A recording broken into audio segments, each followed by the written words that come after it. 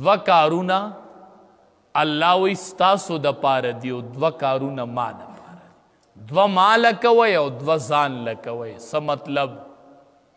وی لا الہ الا اللہ پکې ډیر وایي، لا الہ الا اللہ پکې ډیر وایي، استغفار پکې ډیر وایي. دا دو کارونه کوئ، لا الہ الا اللہ وایي، استغفار ډیر غواړئ او د الله نه جنت غواړئ او د جهنم نه پناه غواړئ. جنت غواړئ او د جهنم نه پناه غواړئ.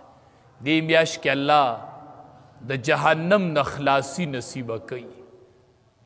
نو ډیره مبارک او قیمتي میاشت تر باندې رالاله. نبی کریم صلی الله علیه وسلم وفرمایل وی دا د صبر میاشت ده. ای صبر شروع شو. د رمضان المبارک میاشت چې رالاله نو دا ډیره د صبر میاشت ده. ډیر صبر به کوئ او د صبر بدله چې ده هغه جنت دی. نو ته به صبر کوئ، تاله به الله جنت درکوي. ډیر ناکام به ګورې کوئ، خلق به کنزل کوي، ته به نه کوئ. ته به وایي انی صائم، زه روژهدار یم. د الله حبیب ویلی دی چې دا د صبر میاشت ده. ته کنزل کوه او زه نه کوم، ته سپیړه را پرېږده او زه سپیړه نه را پرېږدم. شهر الصبر، امام الانبیا فرمایلي چې دا د صبر میاشت ده او د صبر بدله چې ده هغه جنت دی. نو ماله به الله جنت راکوي. ته کنزل کوه او زه نه کوم. دا د صبر میاشت دې کې به ډېر لوی د صبر او د استقامت نه کار اخلي. روجې به نه خرابوئ ځان له، صبر به کوئ، ناکام به کوئ، کنزل به نه کوئ. ډېر غټ احتیاط سره به اوسېږي. انی صائم، بس او زما روجه ده، زما روجه ده بس. نبی کریم صلی الله علیه وسلم فرمایل وی شهر المواسات، دا د همدردۍ میاشت شروع شوله.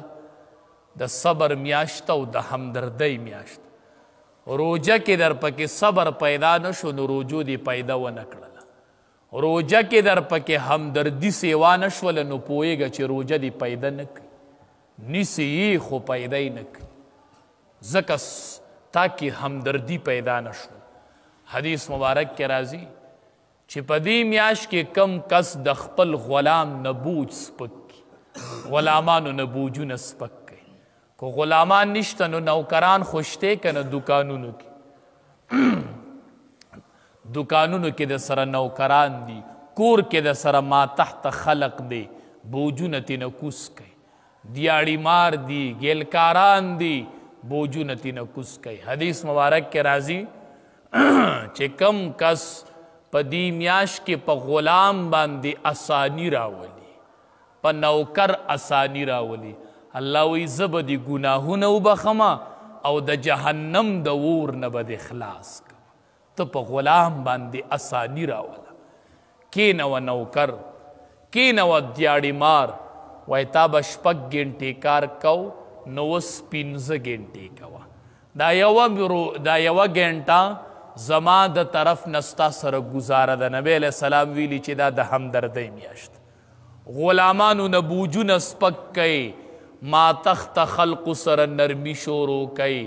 ما تا ته یوه ګنټه په ډیوټۍ کې کمې راواغست، خیر دی پیسې به پوره در کوم. یوه ګنټه دیاړي کمه کوه، خیر دی ځان له عبادت کوه، ستام روجه ده. ته د روجې په خوله لیږیی او دا د همدردۍ میاشت ما ته نبی علیه السلام ویلی دی. نو یوه ګنټه ډیوټي کمه کوه، هو پیسې ما نه پوره اخله. غټ خیال کوئ د رمضان المبارک په میاشت کې ظلم دې د لاسه ونه شي.